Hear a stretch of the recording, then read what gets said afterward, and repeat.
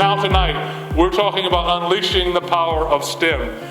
We have an amazing panel. We're going to let them introduce themselves. And right now, I want to start off with a member of our committee, a mathematician. Things like statistics and stuff need all that stuff. So Jen Levine, Jen, why don't you come and introduce yourself? And this is our moderator for the night. Give her a hand as she comes.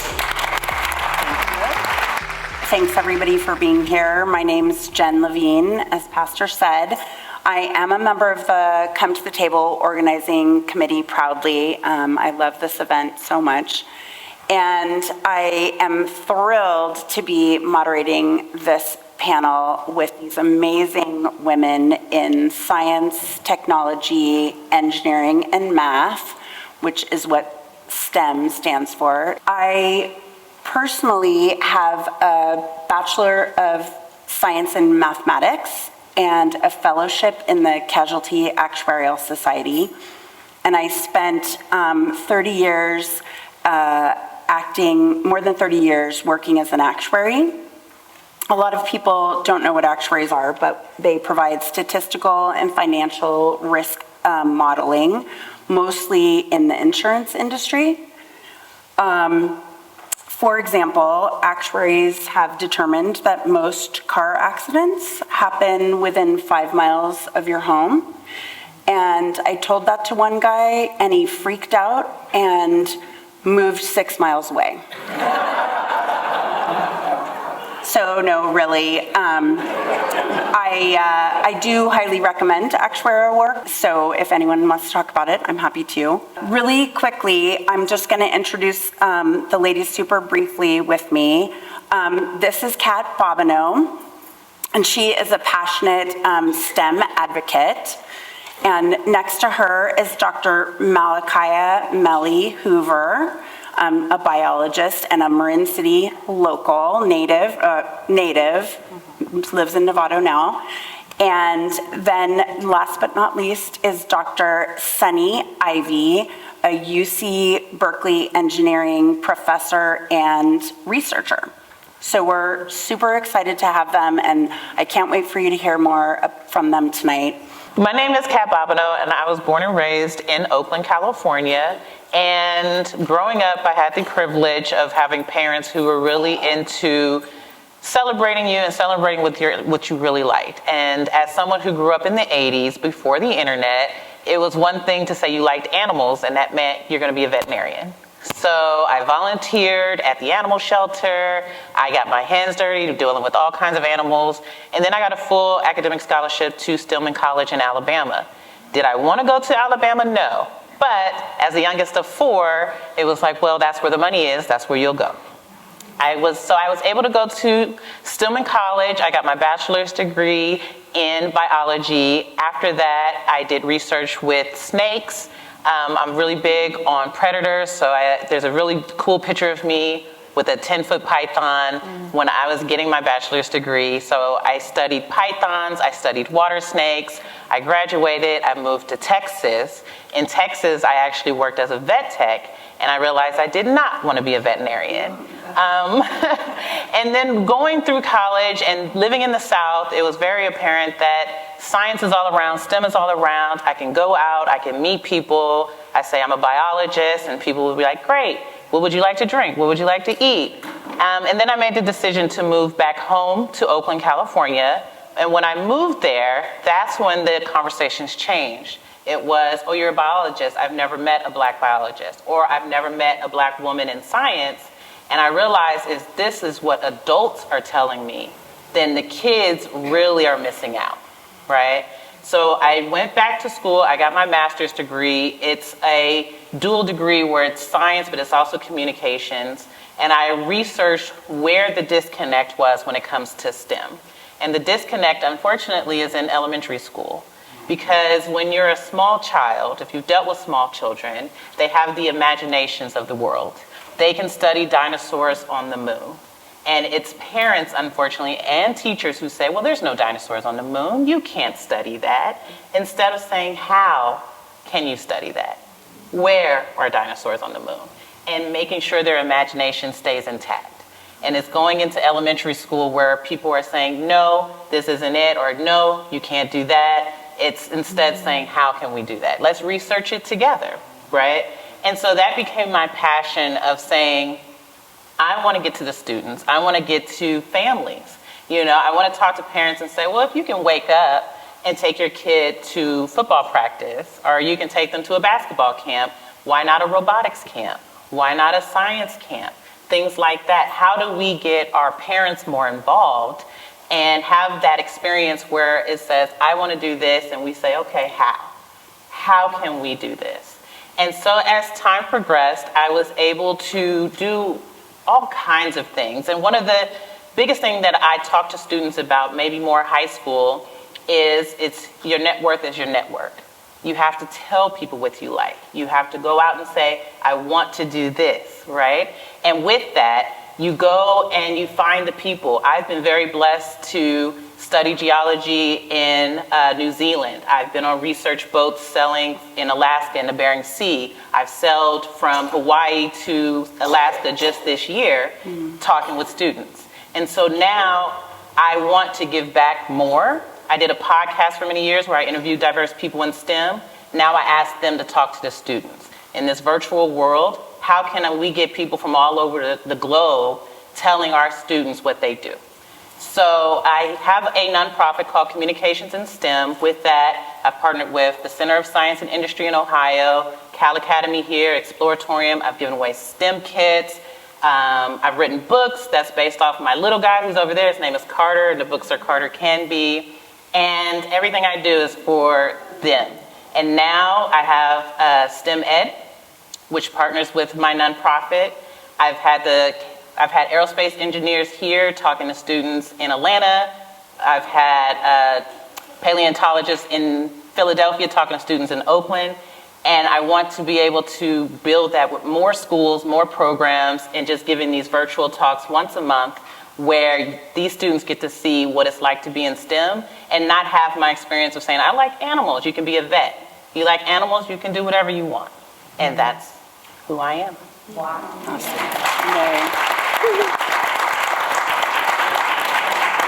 Awesome. Thank you so much. Dr. Hoover? So, hi, my name is Malachia Hoover, and I'm a Marin City native. I come from a family of educators. My grandmother, still has a nonprofit organization. My mother is a teacher. So school was always something that was around me. Education was always something that was very important in our household. So for my elementary years, I went to Marin Country Day School, a private elementary school, and I remember just being the only African American in my grade.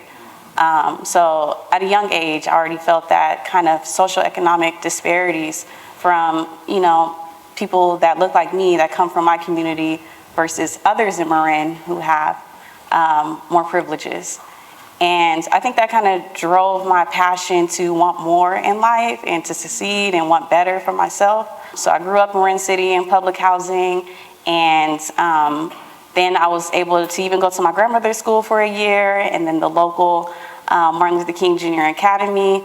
And then I went to Tamalpais, which I know a lot of people are probably familiar with in this audience. And I guess I was always into STEM. I always loved math and science. So initially I thought I wanted to be a mathematician, but then I got to college and did not like math. So after Tamalpais, I went to Cal State Northridge down in Southern California, and I found my passion was biology. I love learning about the mechanisms of how our body, our organs work, and how we can use novel therapies to regenerate even some of our organs and things like that. So it was in college where I started diving into research, and I loved that. Initially, I thought maybe I can be a medical doctor, but I loved being in the lab, and I was so happy to kind of find my calling in life. So I started doing a lot of cancer research, did some pancreatic cancer research, a very deadly disease with a very low survival rate. And then I continued my education at Cal State Northridge to do my master's and stayed in the same lab, and then kind of switched directions and started learning about stem cells. These are the cells that you have even as an embryo, we're made of these stem cells, but as an adult, all of our organs still have these stem cells that help replenish our organs. And so I did my master's, did a stem cell-based master's project, and then I found out that I can go to graduate school. There's programs out there that will pay you to do these STEM careers. So that was amazing. I can get a stipend and still get to do what I love to do. So I applied to Stanford Stem Cell Biology and Regenerative Medicine program, and I'm so elated. I still remember that moment when I found out I was accepted into the program. So I was like, okay, I get to go back home to the Bay Area, which was amazing. So I recently, last year, completed my PhD in stem cell biology.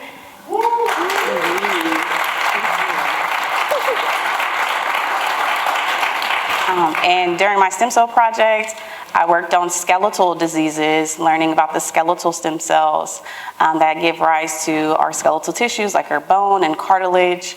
And it was an amazing experience. It was a long experience. It wasn't easy. I was the first African American to graduate from that program in stem cell biology from Stanford. So it was an amazing accomplishment, and I thank God for how far I've come, because I couldn't have done it without faith, without a family that supports me, without a husband that also supported me. And now I'm got to come even closer to home, back to Marin, where I'm now a postdoctoral fellow at Marin, where we study rare genetic diseases, and I'm in the musculoskeletal department, so I still get to work on skeletal disorders. I'm studying these osteoblasts, not the stem cell, but the more mature bone cells, and learning the mechanism of how they're therapeutic, makes these bones stronger and longer, and learning at the cellular and molecular mechanisms how it's happening. They have this great drug treating achondroplasia, which is like dwarfism, but they don't know the science behind it, which is very different from how I was trained in academia. But very grateful to be here today, and I'm a mother of 2 young girls during grad school. So now I have a 3-year-old and a 4.5-year-old, and yes, just very grateful and happy to be here today. Awesome. Thank you. Great. Dr. Ivey. Good evening, everyone. I hope you can hear me well. I'm Dr. Sunny Ivey. I am an associate professor at UC Berkeley in the Department of Civil and Environmental Engineering. First, I want to lay the groundwork by actually thanking someone in the audience, Miss Terry Green. Can you? So I'm here today because Miss Terry and I came together back in January of 2024 to tackle some of the most difficult intersectional challenges in engineering for Marin City, related to stormwater issues, air pollution issues, water quality from the tap, flooding, and climate change. And I've been working with her for a little over a year, and it has been a wonderful experience. And this is how I learned about how community-driven, open-minded, open-hearted the community of Marin City is, and I thank you all for that. And that's incredibly important because of what I do in my other life, which is being the first Black person hired in the Department of Civil and Environmental Engineering, and more recently, the first Black American woman to be tenured in the College of Engineering.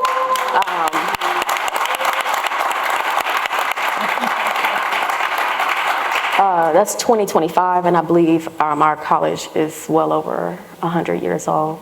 So with that comes a need for refuge, a need for community. So now I'm gonna take you back. I was born in Atlanta, Georgia in the late 80s.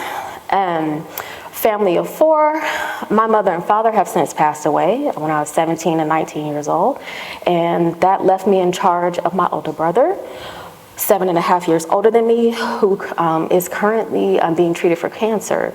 So I'm a full-time caregiver for the last year, and he also suffers from schizophrenia, and that has been on my plate since 19. So I've always led a double life where I've got a lot of weird stuff going on at home, and honestly, STEM was a refuge. I saw STEM as a ticket out of poverty, as a way to stabilize the family that I had left. And I was always interested in math and science, and my father, before he passed, he got me connected with his alma mater in HBCU, Fort Valley State University in Georgia, and that was a 3-2 program. It's a transfer program.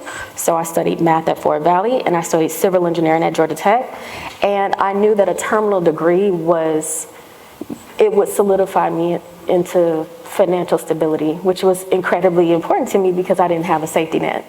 And somehow I ended up in academia. I tried all the sectors. I interned at British Petroleum in Texas City, Texas. I interned at a county engineering firm.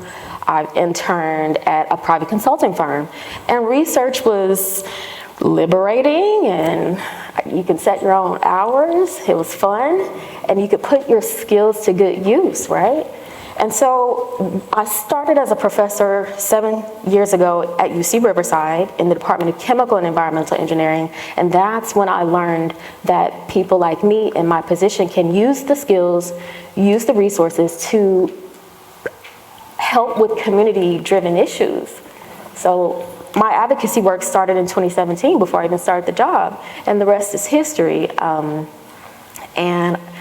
A lot of my colleagues told me not to do that.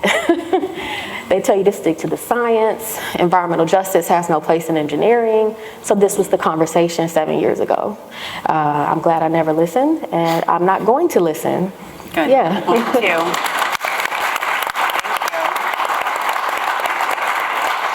Thank you all so much. That was so inspirational and wonderful. I'm so happy to have you with the group. We can start taking questions from the audience. If you have one, please write it on a card and hand it to either Nancy or Ann, who are walking down the aisles, and I'll happily check them out.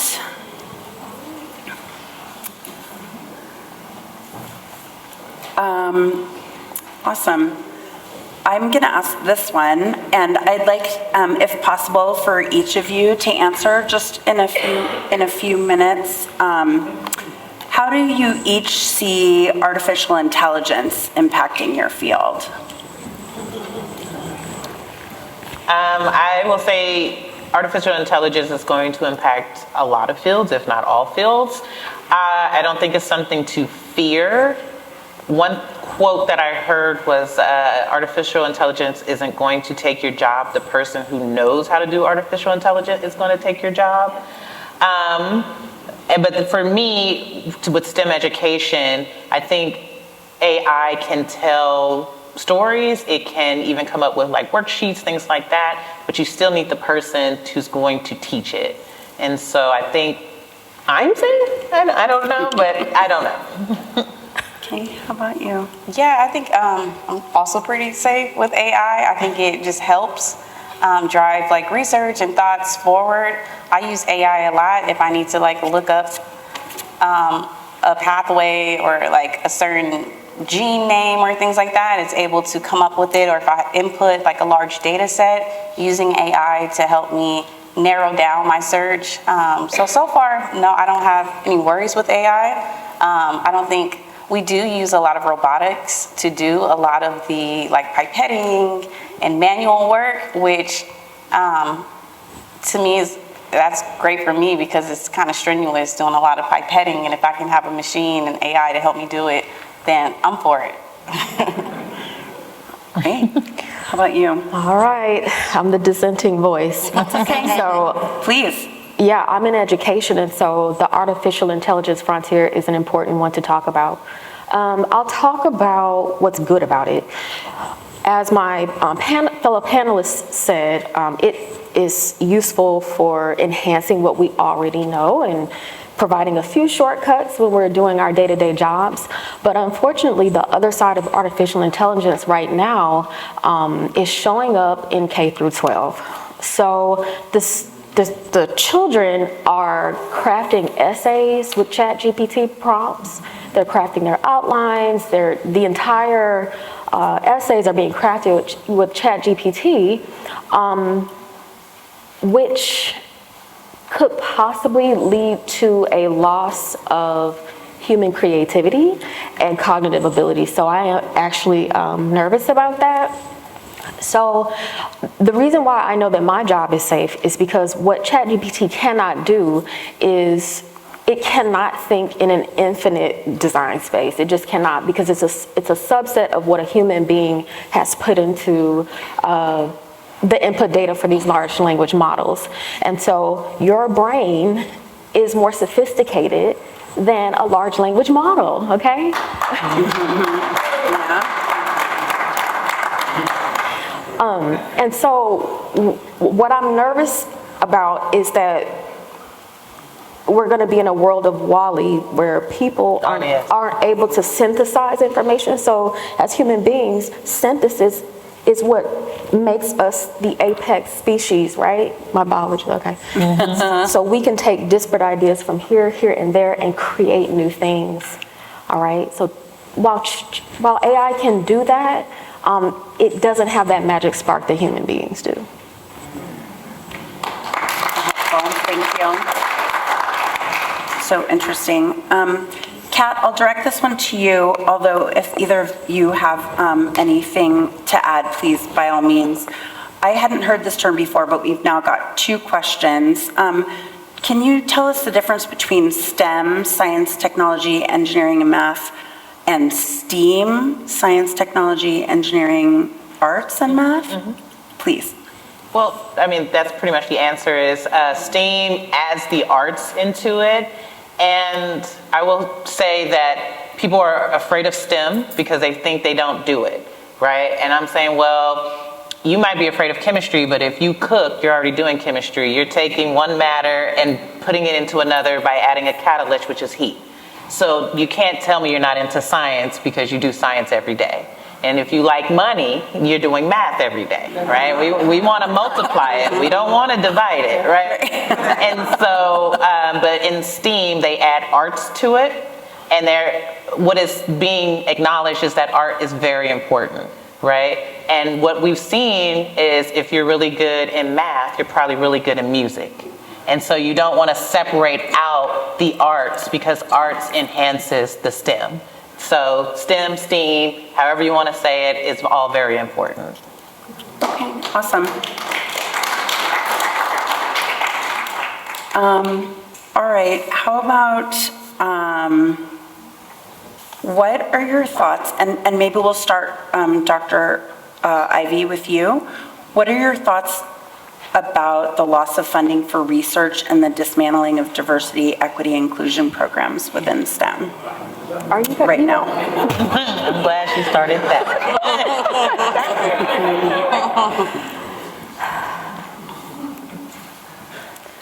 I think it is a major temporary setback, okay? Okay, so I started the job during the first Trump administration, and so I understand that there are waves of political influence on science. So I think temporarily experiments are going to be interfered with. Long-term cohort studies are going to be disrupted. I think there will be a loss of life. There's already recorded losses of lives overseas where they've pulled U.S. aid funding. So in the interim, it's going to be pretty detrimental for people who rely directly on aid. In the long term, there are people like me who are stalwarts, and we're just not going to bend to, 4 years of political will, and we're going to be here and we're going to outlast this administration. So, Yeah. So, and I just wanted to make a comment on DEI. Maybe I'll make this interactive. All right, ladies, okay, people with uteruses. We understand that only other people with uteruses know what we go through, right? Truly know what we go through. So when it comes to designing products for our needs, have you noticed that some of the most effective products are made by women? That's because there's an empathy, there is a lived experience associated with that design. And so the same thing goes for religious experiences, race and ethnicity, sexual orientation. It's the same thing. So you need all of those perspectives at the design table to be able to create things that serve that population. So when you take those people away from the table, everything suffers. Does that make sense? Thank you.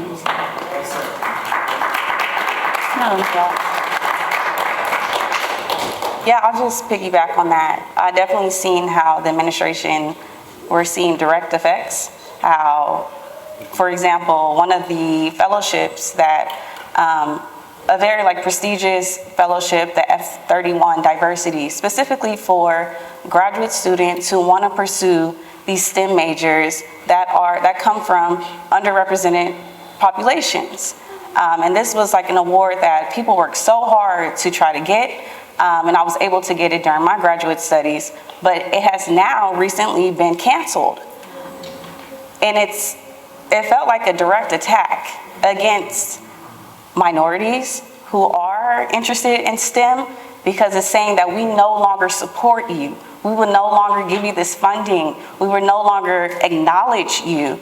And I still cannot believe that they just canceled this fellowship that has been around for so long, that is here to promote more Black scientists.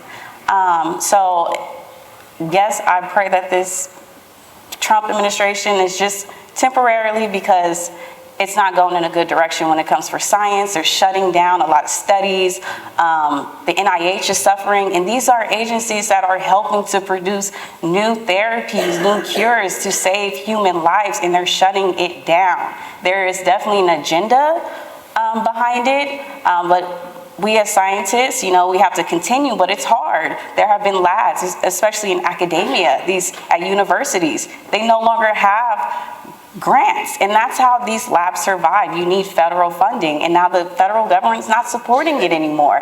It's a direct punch in the face to us as scientists. So yeah, not happy with it.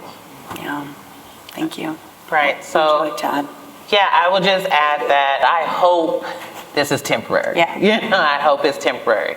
And I'm not trying to compare, but one of the things I had said at the table when we were in there is the first country that the Nazis took over was their own, right? And so we have to pay attention to what's going on and not hide our heads in the sand. And it's very, very unfortunate what's going on in education and in science, and taking away from it and you add that AI, but also if you ever seen the movie Idiocracy, I feel like that's where we're going. And if we're not teaching each other, we're not, sharing our resources with one another and uplifting one another, then we go down the hill together, and we don't see it happening until it's too late. And we need to be able to support the things we know is going on, maybe bring new programs, whether if we can't get it from the federal government, we have to work with our state, we have to work with our communities. And again, I hope it's very temporary. Oh, me too.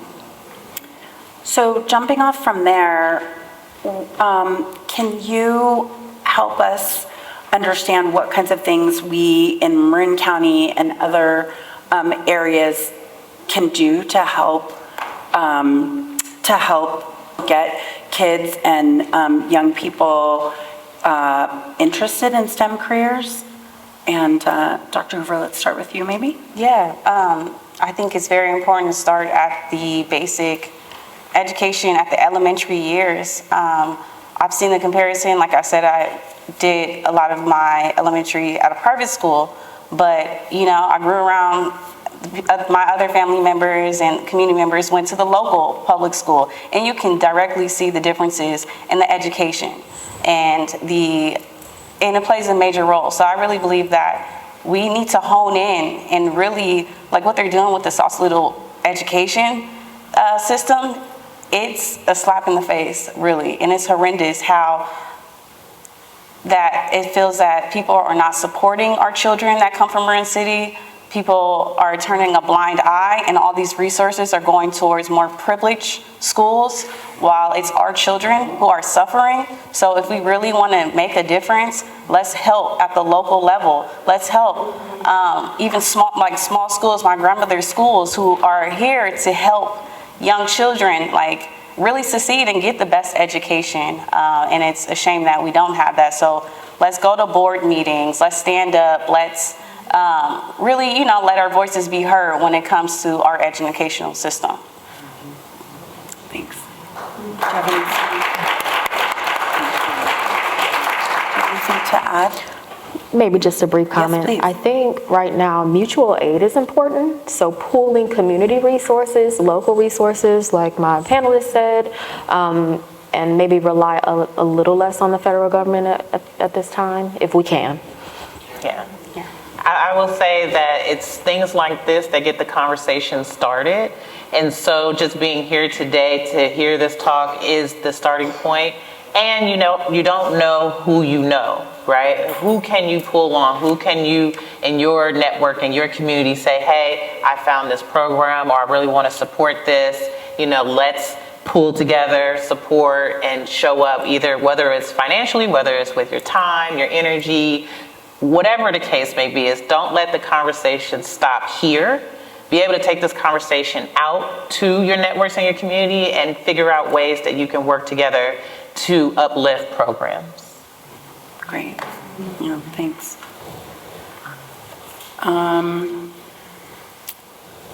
So growing and sustaining interest in STEM for school children, maybe particularly women of color, has been challenging. Any suggestions for how to overcome those challenges? It's hard. It's an uphill battle, but I say it starts with the parents. It starts with parents, and it's saying, even if it's something you're uncomfortable with, it's being okay with your kid being comfortable with it. You know what I mean? So if your kid comes to you and they're giving you rocks every day, and you're like, I'm tired of your rocks, put those away. Like, no, that might be a future geologist. Let them play with rocks. Let them find their joy with whatever they like, and then support it. I couldn't tell you anything about sports. But if my kid wants to go to sports, I'll be at a game and I will be cheering him on, whatever it is, I'll be there. But if you're uncomfortable, either just say, okay, I don't get it, teach me, or find someone who can teach them and just support what they want to do. Awesome. You have something? Oh, I was just going to say culturally relevant teaching. So I went to an all-black high school, all-black middle school, and so the examples were aligned with my lived experience. And so it's really important to see yourself in the math problems, right? Those word problems. A lot of times standardized tests are written for monoculture, and I think the more that we can bring in culturally relevant school lessons, the more likely the students are to engage more with the content. Okay, good. Yeah. How about you? Yeah, just seeing yourself reflected in our teachers as well. It wasn't until college that I had a black professor and got to study African American studies. Not till college I was able to learn about this. So I think it's important when we're in this kind of indoctrinated educational system where it's focused on the primary race in our country, right? And the only thing we're really taught about ourselves are the negative things, or slavery, right? But we come from greatness. There's more to us than slavery, right? And I think that we have to empower our children, keep them uplifted, keep them in faith, because they can be discouraged pretty quickly when you go into these classrooms and this is what you're taught. You're not uplifted at all. So, at that early age, I think, as much as like Dr. Ivey was saying, that we need our system to support and promote us. Yeah, that's great. Thank you. So valuable. Thank you. We'll go back to challenge. What are specific challenges that you encountered that you haven't already described as a Black woman, and how did you overcome those, or how do you recommend you try to overcome? Where to start? No. I mean, I faced a lot of direct challenges where I've had professors tell me that, I don't think that you're prepared for this class. I don't think that you'll make it, essentially, in that,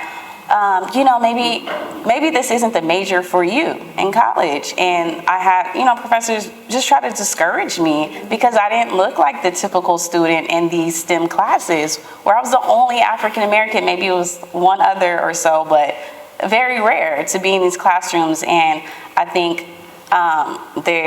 sometimes these professors aren't equipped with the amount of tolerance to help and to teach those that don't come from the same background. So, yeah, I kind of lost my train of thought. Yeah. So, I mean, I got my master's degree. A part of it was communications, and I used to do a lot of talks before COVID hit, and one of the things I would always ask the audience is, like, name me a scientist on television, and you can name Carl Sagan, Bill Nye, Neil deGrasse Tyson. I'm like, okay, name me a woman, name me a Black woman, and it's not there. The representation is not there, right? And that's where the challenges is. I wanted to do a TV show. I wanted to be like a female Bill Nye the Science Guy. And I met a producer who had daughters who wanted me and his daughters to do a shopping montage and get our hair done and get makeup done, right? And then wear the dress and heels in the lab and teach his daughters how to do a science project. And I was like, you have never been in a lab. If that's what you're telling me to do, you have never been in a lab, right? And this is a TV producer with daughters who are saying, yes, I want to showcase you. I've even had someone who was like, let's just do pictures. And let's have you in a bikini and a lab coat. And I was like, and do what? Like, did you ask Neil deGrasse Tyson to be in a Speedo and a lab coat at any point? Why would you think that that is something I should have to do, right? And literally he said sex sells. And for women, that's what you have to do to be seen on television. And I was like, so I gave up television. I'll do podcasting. I'm not doing television, But that representation matters. That's what I've gotten a lot of pushback from. And then there's a lot of silos. I mean, I live in Oakland. You can throw a rock and hit a nonprofit, but do they work together? Do they actually communicate? Do they actually do things together, right? So many silos, and each time I try to be like, let's do it together, they're like, I got my thing happening. And it's like, I don't understand it. If anyone can tell me how to break it, I would love to know, but it's the silos too that is hard. Dr. Ivey? Yeah, I think I'm going to pinpoint the biggest challenge is learning how to validate yourself. So, in the U.S. education system, we are very much award-driven. So at the end of the year, we get these awards, most congenial, highest score, always expecting a participation trophy, pat on the back. That's not good. Not for real life. And so showing up to graduate education and engineering, you really have to stop seeking external validation in that space, because you're going to get slapped down every time. Number one, it's hard to identify culturally with everyone else around you, right? So what is a joke to one person is an insult to someone else, and that happens all the time.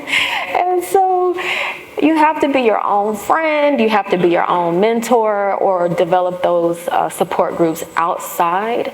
And so the other side of self-validation is knowing that your ideas matter despite what other people are saying, because what people tried to tell me was a deficit is actually a strength, right?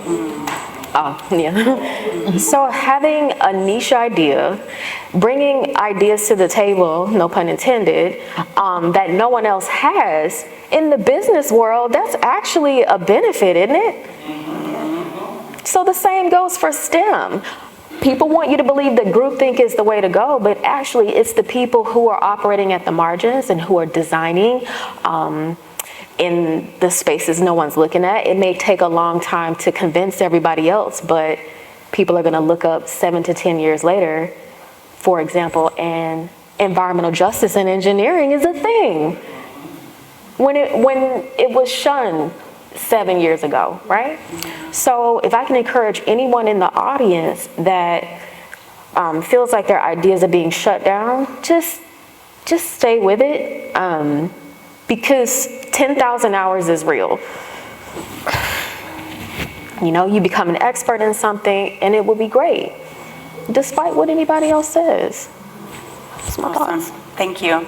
I didn't even need to bring it around to the hopeful. Y'all did that for me. That's great. Let's do a kind of a pointed question about your expertise. Dr. Hoover, what new breakthroughs do you foreshadow or predict can emerge in the next 5 to 10 years regarding stem cell therapies and cures? Well, yeah, there's been a lot of advancements in stem cells. It's still a relatively new field. And don't believe all the gimmicks and hypes out there that, we can regenerate.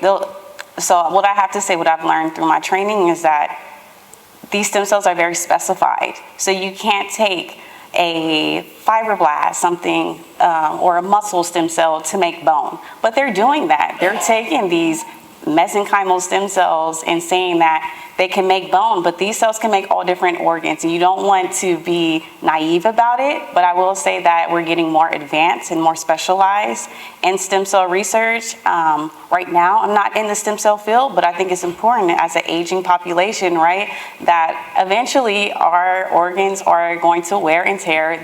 We don't live forever. But while we're here, how can we make life a little bit easier, a little less strenuous? How can we make our cartilage stronger and our bones stronger? And that's the power of stem cells, is that we can use our own cells, right, to be stimulated and to rejuvenate itself. So it's a powerful field, and I think that the more funding, the more research that goes into this field, it can be incredible. So yeah, it's a great future for stem cells. I think that it can really revolutionize the population. So yeah. Awesome. Thank you. Dr. Ivey, a similar question for you, or targeted question. I'm going to read it directly from the card because I actually don't know the answer, so I'm hoping you'll help me out. Is it correct to say that Marin City has new water pipes because of you and your work with Terry Green? I am not going to take any credit for the water pipes. That's Miss Terry. Miss Terry was the force and the energy behind getting Marin County Water to the table and raising the funding to then be pipeline into that organization. She did it. She did everything. Can we thank her?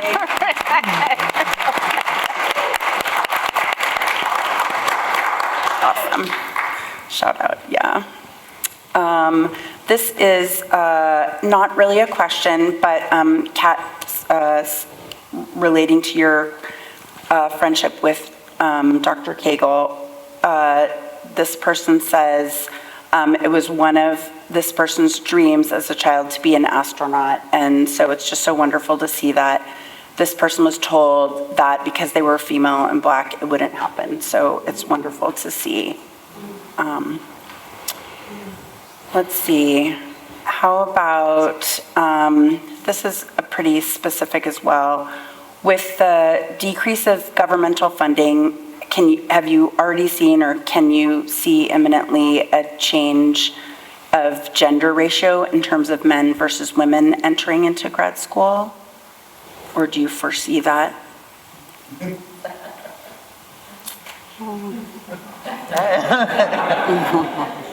I don't think it's going to be a gender thing, more of a race thing, more of a who's allowed to study type of deal. Hopefully, again, it's temporary, right? But you're going to scare off a lot of people who are fought hard to get to that point, but didn't have the community or the endowments or anything like that to actually go forward. So, yeah, I don't really see it as gender, more of ethnicity. Okay. What do you think, ladies? Yeah, I'm trying to be thoughtful. I'm thinking about our incoming graduate class for the environmental engineering program at in my department, and my colleagues and I looked around and we were like, where are all the men? So it's mostly women in the fall 2025 class, but of course they would have applied in the fall of 2024. So they weren't discouraged from coming despite what's going on. The population that's actually going to be affected are immigrants. Okay, so where our intellectual, or what you call the H-1B skilled talent used to pour in, they're actually declining job offers here, or they just simply can't get a visa. Yeah. Okay. Do you see anything differently? Yeah, I think that definitely a lot of people aren't attracted now to going into science, like doing research, because these labs no longer have the funding. So it's not only stopping the students, but it's also stopping these professors, like especially these new professors that have these labs and no longer have the resources to continue the research. And then that affects the general population. So I think it's just like a domino effect. Yeah, thank you. Challenging for sure. This is circling back to the kids again. How can we all, or STEM as an entity, overcome the attraction that sports have on young people? Or at least, and I'll add my own caveat, at least to have equal, like you said, if kids can be in sports, they can also be in science camp. How can we, or STEM itself, like, zhuzh up its image somehow or something? I would say, honestly, I think it's the other way around. You know, we have all these sports teams, and there are athletes who have STEM backgrounds, and they should be more highlighted. You know, there is I couldn't tell you his name, but there is a football, 49ers has, what are they, the throwers? Quarterback. Oh my God. I told you I was terrible at sports. No worries. But there is a quarterback who has a background in science, right? I know that just because of the STEM people I'm around who said, hey, did you know this quarterback actually has a bachelor's degree in science? But that's not well known, right? So can we get the athletes, can we get the entertainers to come back and say, yeah, I did this, but I also did this, right? I'm really great at rapping, but I also really great at chemistry, you know, or mix and mingle, you know? Why we can't sit at the table with them and have press conferences with them, you know, and say, hey, yes, I might play for the San Francisco 49ers, but I also hang out with engineers at UC Berkeley, like, you know, and bring that image to the table where they already have a platform. No, I love that. Excellent. Any thoughts or personal experiences or recommendations? Maybe just seeing more leaders that look like us in the STEM.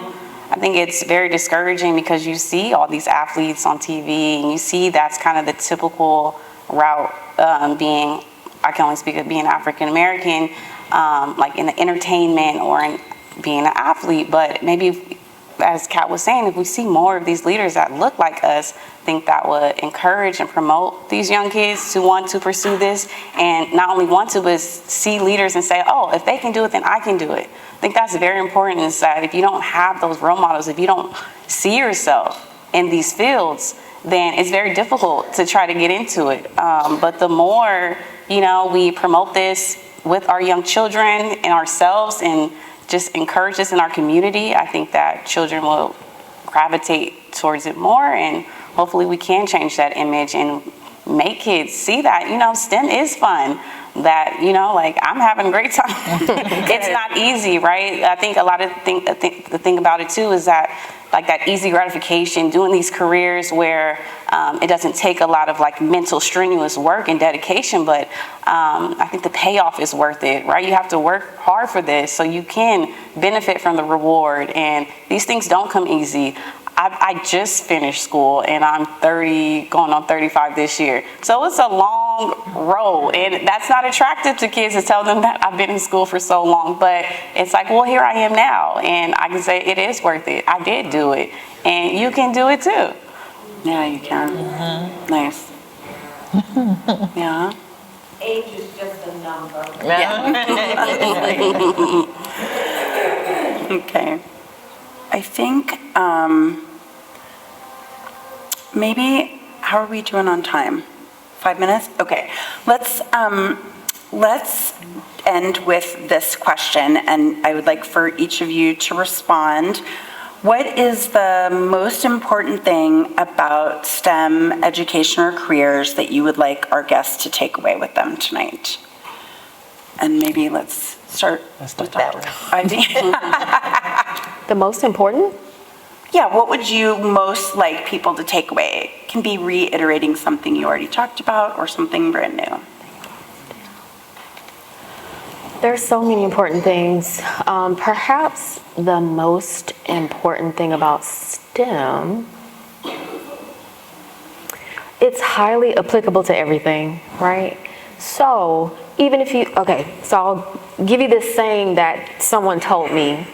So biology is applied chemistry, chemistry is applied physics, and physics is applied math. So if you master mathematics, you can pretty much do anything, right? You can go into actuarial science, you can work in a hedge fund, you can be a quant, or you can specialize in grad school and do environmental studies. So one of my students did statistics as an undergraduate, and now he's doing environmental engineering. So I would just say the possibilities for your career open up when you study a traditional STEM major, whereas you kind of get a little pigeonholed in other non-STEM fields.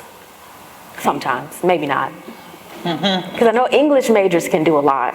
They can, yeah.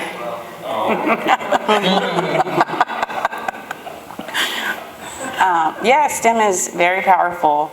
Being a researcher, doing biomedical research, where we're essentially developing new therapies, new cures to save lives, to improve our livelihood, and you're making new things new discoveries that weren't there before. So it's just like a world of possibilities, and you have to not only be like analytical, but also creative and think out the box, because you can't just repeat what someone else has done, right? Like your whole dissertation is to come out with a new theory or a new thing. So the possibilities are limitless. It has the power to save lives, and it's like, to me, what better career to be in where I can help everyone. I can help myself, the future, and even at a spiritual level, learn how intricately God has created us, even at the molecular and cellular level. To me, that's really what pulled me into biology, was learning how amazing God is and how he created us, and how we have the power to just get a glimpse of his greatness, right? So it's limitless. So it's been a way for me to really escape and be creative and be analytical and discover and be a leader, and so many things that I didn't know a scientist was supposed to be. I didn't know I had to do a lot of public speaking and presentation, and so I've learned so much through it. So I really encourage it. Yay. I will say one of the things I've mentioned is that I did a podcast for many years or interview people in STEM, and it's been well over like 120 people, and the theme that I've gotten from it is that nothing is linear. You know, your path in the STEM isn't linear, your path in the world isn't linear, so when you get those ups, downs, sideways, something that's going to block your path, it's your determination that keeps you going, right? So in STEM or in life, it's just acknowledging the fact that no one has a straight path, and being okay with there is no straight path. But if you have a goal and you work towards that goal, then you can achieve anything. Awesome. I'll let that be the last word other than the video. Can you all please help me thank our speakers so much? So valuable, so wonderful. Thank you all. So before we go to the video, one of the things you haven't talked about is how lonely the path is where you are now. You're singular, and you're amazing, and you don't hear it enough. And if you were a different color or different gender and people around you, they celebrate them for the smallest things and ignore you for the biggest things. So we're going to have everybody please stand up and give them a standing ovation.